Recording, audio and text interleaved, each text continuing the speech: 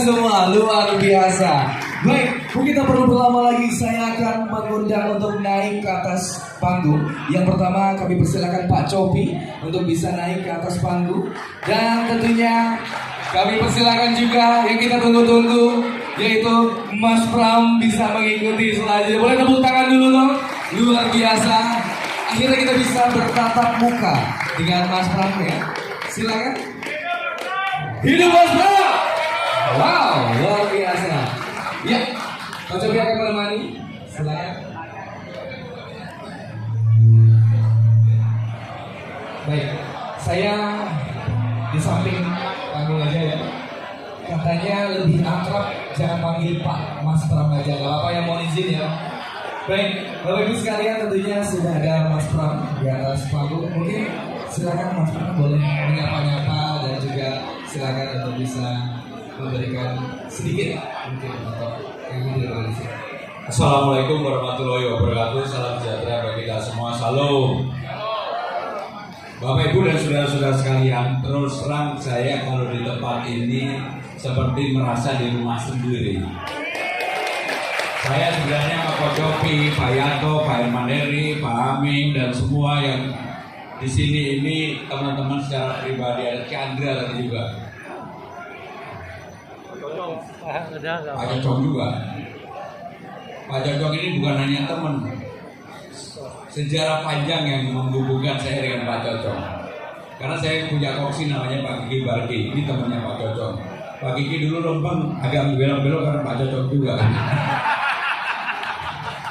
Enggak, Pak Cocong luar biasa Pak Cocong. Terima kasih. Kita ketemu terakhir di Sun City. Pak Cocong matur nuwun. Bapak Ibu saudara-saudara sekalian, yang pertama yang ingin saya sampaikan adalah kalau saya jadi gubernur, jadi pemimpin Jakarta, saya jadi gubernur, jadi pemimpin untuk semua agama, semua golongan, semua kelompok, dan pasti ini akan saya jaga penuh. Di mana saja saya mengatakan bahwa tidak boleh ada diskriminasi di Jakarta. Apalagi dengan Undang-Undang Nomor 2 Tahun 2024, Jakarta menjadi kota global dan sekaligus bukan lagi sebagai ibu kota negara. Dan untuk itu Jakarta akan bertarung dengan kota-kota global lainnya. Sekarang ini Jakarta nomor 74 dari 156 kota dunia. New York nomor 1, Singapura nomor 7, Bangkok 42, nomor 42, kemudian Kuala Lumpur nomor 72, Jakarta nomor 74. Artinya apa?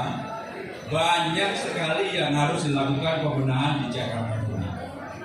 Untuk itu, Jakarta betul-betul harus mau mereform dirinya sendiri. SDM-nya, aturannya, kemudian juga budayanya dan sebagainya. Apa yang akan saya lakukan untuk Jakarta? Karena ini di komunitas yang orang-orang yang rata-rata bisnismen, mereka mempunyai sesuatu yang luar biasa. Maka yang pertama yang akan saya lakukan adalah kalau kita membangun sesuatu, maka kita harus siap segala sesuatunya. Misalnya, saya beli turun Pak Copi duduk aja kok. Pak Copi ini teman saya kalau malam-malam Pak Copi lagi kesepian. Saudara-saudara sekalian, apa yang akan dilakukan? Dulu Ahok punya rumah susun di Pasar Jaya. Ternyata sampai hari ini, mohon maaf bukan mengkritik, tetapi memang persoalan untuk membangun rumah susun di Pasar Jaya tidak mudah. Ada 153 pasar Jumat sudah dibangun, dan ternyata persoalannya adalah memindahkan pedagangnya nggak gampang. Kemudian Mas Anies punya yang namanya DP 0%. Apa yang terjadi dengan DP 0%? Pembebasan lahan. Sampai hari ini terkatung-katung karena persoalan pembebasan lahan. Walaupun sudah ada yang dibangun, tapi urusan lahan masih menjadi persoalan. Maka kalau saya jadi gubernur, saya tidak akan mengulangi hal ini. Apa yang harus dilakukan? Membangunnya dimiliki aset-aset yang dimiliki oleh Pemda yang tidak termanfaatkan sepenuhnya. Contohnya apa? Sekolah-sekolah yang ada, kantor kecamatan, kantor kelurahan, puskesmas, dan lain sebagainya. Bagaimana caranya? Caranya adalah misalnya, ini sebagai contoh aja, di Blok S ada tanah yang dimiliki oleh sekolah, tanahnya milik Pemda, luasnya 1,1 hektar. Muridnya di sekolah itu sekarang tinggal 120 orang. Jam 3, jam 4 sore sekolah itu sudah tutup, nggak ada aktivitas apa-apa. Padahal di Senopati, Gunawarman, di dekat Blok S, problem masalah kemacetan menjadi problem yang sangat-sangat serius. Kenapa nggak dibangun di Blok S tempat sekolah itu misalnya? Turun ke bawah 5 lantai untuk valet parking. Lantai 1, 2, 3 dibuat sekolah yang bagus untuk sekolah yang SD, SMP, SMA, tapi dibuat bagus. Lantai 4, 5 untuk co-working space untuk anak-anak muda kita, siapa saja yang mau memanfaatkan ini akan pasti bermanfaat yang sangat baik. Lantai berikutnya baru untuk housing, karena di Blok S middle up maka itu akan menjadi tempat yang sangat strategis. Apakah bisa? Ko Cocong dan teman-teman sekalian pasti lihat sangat bisa, sangat bisa, sangat bisa. Dan kalau itu dilakukan sekaligus di sana ada tanahnya Jakpro, luasnya 8.000, maka sepenuhnya Senopati Gunawarman nggak boleh parkir di tepi jalan. Kemacetannya teratasi, Jakpronya nanti kita buat valet parking sepenuhnya. Dan itu kalau dilakukan maka Senopati Gunawarman menjadi ikon baru di Jakarta Selatan. Sehingga dengan cara-cara berpikir seperti itulah yang akan kami lakukan. Dan kalau itu kerjasamanya dengan pengembang-pengembang yang ada, maka saling menguntungkan. Misalnya saya sama Ko Cocok, saya akan bilang, oh udah IRR-nya 15%, mau nggak? Pasti mau, pasti mau. Atau katakanlah di atas 15% sedikit lah. Untungnya jangan gede-gede, yang penting kan gitu. Dan ini menjadi apa? Menjadi simbol baru. Bisa di mana aja, bukan hanya di Jakarta Selatan.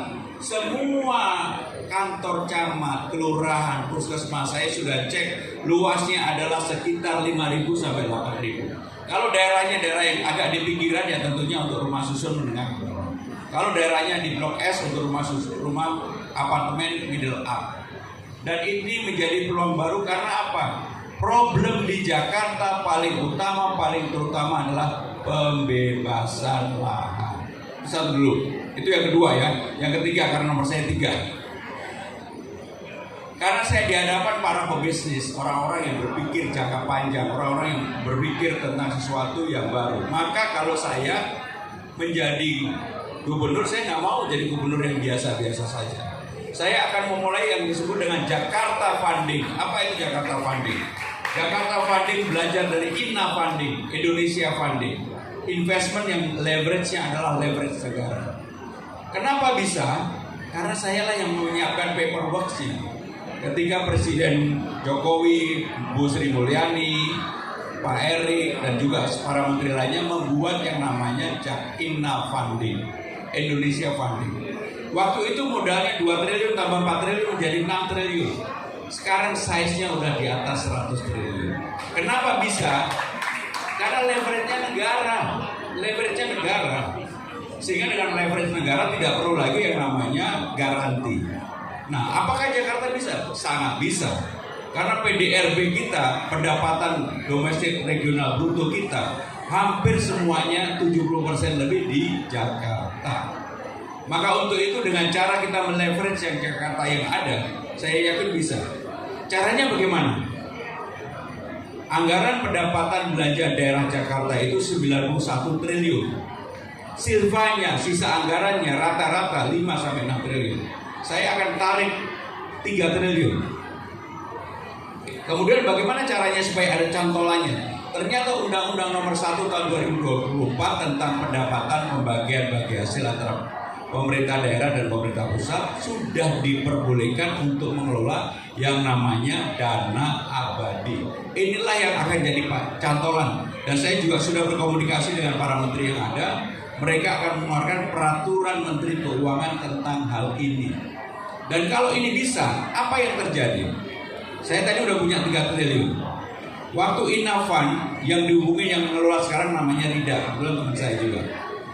Nah, dengan Jakarta Funding, siapa yang mau mengelola? Gak boleh ASN, gak boleh orang-orang BUMN, harus 100% profesional.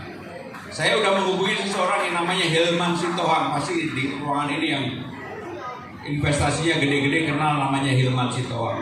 Dulu CEO-nya Marilyn dan sebagainya. Saya bilang sama dia, bisa nggak lu kelola uang 3 triliun? Mas, jangan 3 triliun dong. Masa selama ini saya 100 triliun turunnya kebanyakan. Dia bilang perlu 10. Saya bilang sama dia, oke, yang 7 saya leverage dari saya. Saya yang nyari pasti bisa 7 triliunnya. Gimana caranya? Bagi para pengembang yang gede-gede, lu kalau mau makan ini bagi dong duluan. Leverage aja yang penting. Bukan uang dia, saya nggak butuh itu. Leverage dia aja. Bagi dong ini sama-sama. Gampang untuk dapat 7 triliun. Kalau 10 triliun terkumpul, maka lebih besar modal dasarnya Jakarta Fund dibandingkan dengan Inafund. Selama dikelola profesional, saya yakin 3-4 tahun ini size-nya akan besar. Dan kalau itu size-nya besar, maka Jakarta tidak lagi bergantung pada pajak, restribusi, dividen. Harus ada income baru. Income-nya dari mana? Jakarta Funding tadi. Sehingga dengan demikian, itulah kenapa ini tidak terlalu saya sampaikan secara terbuka. Karena memang kalau bercerita yang begini, nggak semuanya bisa memahami. Kalau saya cerita begini, wajah-wajahnya memahami semua dan pengen ikut serta ini. Karena semuanya udah begini, pasti pengen ikut serta. Karena apa? Persoalan utama di Jakarta adalah pembebasan lahan. Pembebasan lahan. Jadi saudara-saudara sekalian, 3 hal itu yang akan saya lakukan. Tapi yang terakhir dari saya, mungkin nanti kau cocok. Biar kau cocok ini kalau lama-lama Kocopi ini kalau lama-lama di sini ada uang 50.000, ada 100.000, di sini ada dolar. Maka dengan demikian saya mohon doa restunya. Saya mohon support. Gak mungkin lah. Saya ini menjadi gubernur Jakarta tanpa bantuan Bapak Ibu saudara-saudara sekalian. Dan saya tidak sama sekali tidak punya beban apapun kepada siapapun. Benar-benar saya tidak punya beban apapun kepada siapapun. Sehingga dengan demikian kalau saya kemudian menjadi gubernur, saya akan transparan, terbuka, dan track record saya yang panjang. Sebenarnya saya sudah 25 tahun jadi pejabat, inginnya sudah istirahat. Saya jadi menterinya Pak Jokowi 2 periode, zaman Bu Mega 1 periode, pernah menjadi pimpinan dewan, sehingga pengalamannya panjang sekali. Dan orang itu bisa dilihat sederhana aja. Saya sama Kiki Barti, sebagian pasti kenal Kiki Barti lah. Mulai berteman sama dia tahun 87 sampai sekarang nggak berhenti. Saya pernah jadi direktur keuangannya Pak Kiki Barti. Mohon maaf, jangan tersinggung ya.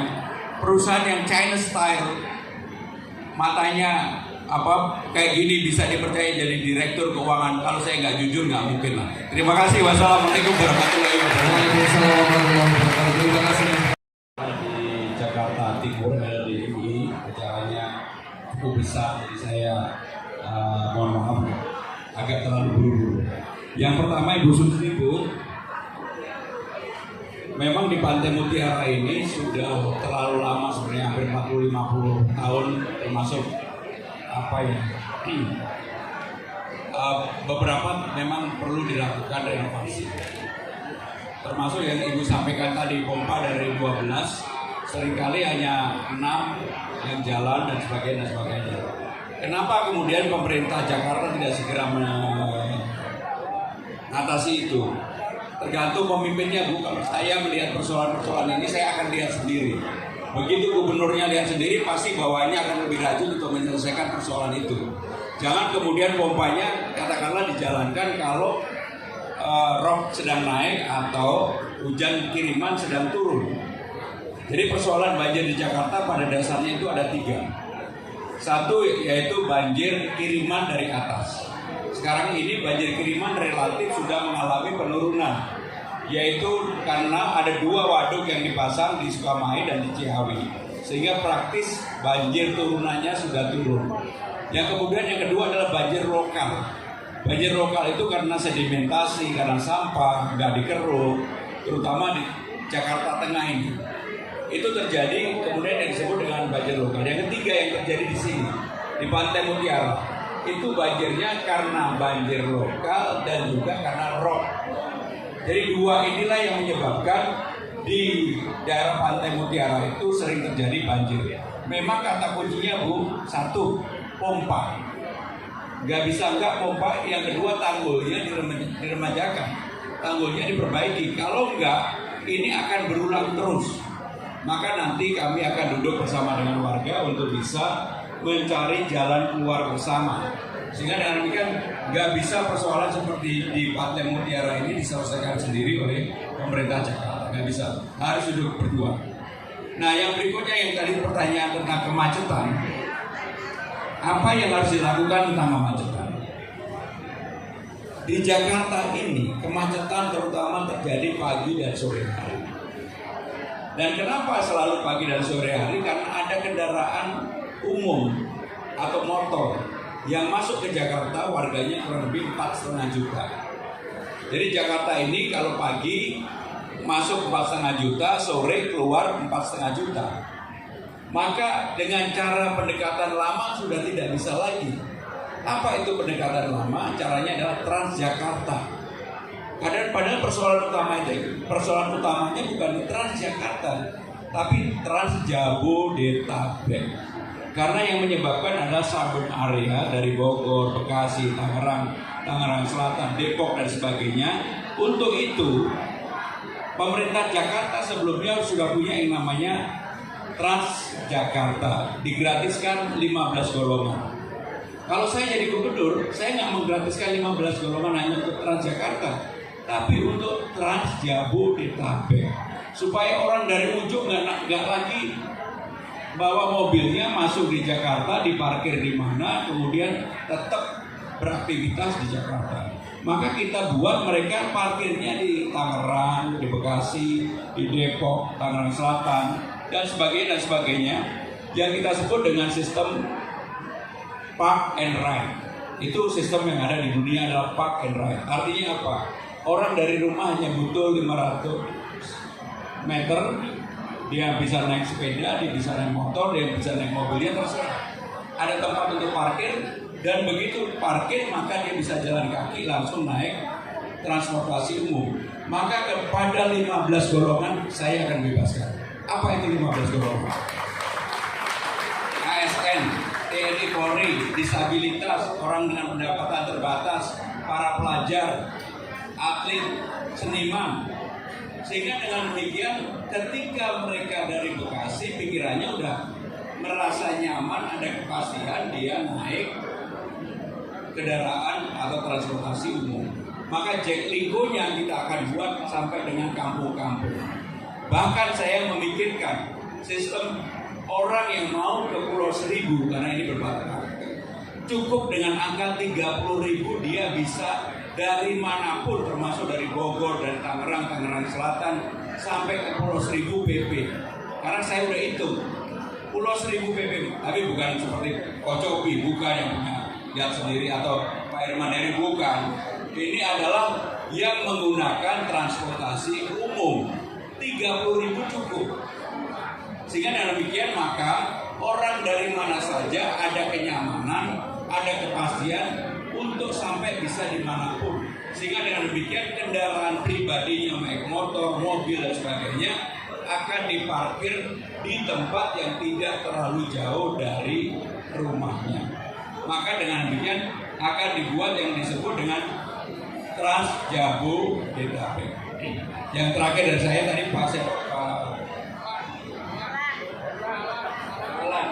sebenarnya pertanyaan Pak Alan hampir sama dengan Bu Susi. Intinya begini, daerah-daerah seperti Pantai Mutiara ini memang banyak yang harus direnovasi.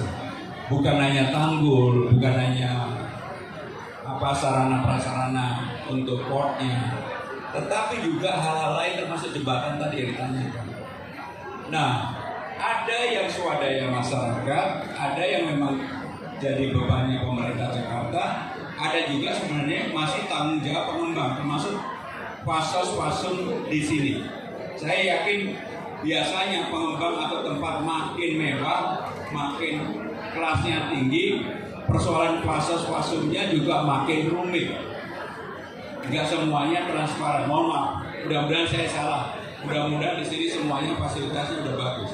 Tapi kemarin saya ketika di Pantai Indah Kapuk bertemu dengan kurang lebih komunitas yang sama. Persoalannya fasos-fasonya jadi persoalan.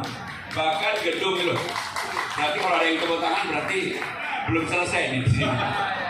Bahkan ruang untuk balai pertemuan masyarakatnya masih dicas oleh pengembang. Apakah di sini? Kalau di sini mudah-mudahan gratis ya, mudah-mudahan. Sehingga dengan demikian Bu Susi, Pak Alas, sekali lagi saya kalau menjadi gubernur seperti yang saya katakan di awal, menjadi gubernur bagi semua kelompok, semua golongan, semua strata masyarakat, tetapi saya adalah orang yang sangat terbuka untuk mau duduk bersama menyelesaikan persoalan yang dihadapi masyarakat. Karena kata kuncinya adalah orang sukses menjadi pejabat itu kalau dia dengan gampang untuk turun ke bawah. Saya ini udah turun Bu Susi, saya udah turun lebih dari 250 titik, 150 terbuka. Maka dulu saya surveinya 0. Kalau sekarang udahlah, nanti minggu depan ada yang mau ngomongin, ditunggu aja. Karena saya rajin turun ke bawah. Seperti hari ini acara saya ada 11. Acara terakhir jam 9 malam, saya tadi mulai setengah 6 pagi sepedaan dipik dengan komunitas sepeda yang tadi. Baik, saya sekali lagi mohon maaf, dan saya mohon support, mohon dukungan. Terima kasih. Wassalamualaikum warahmatullahi wabarakatuh.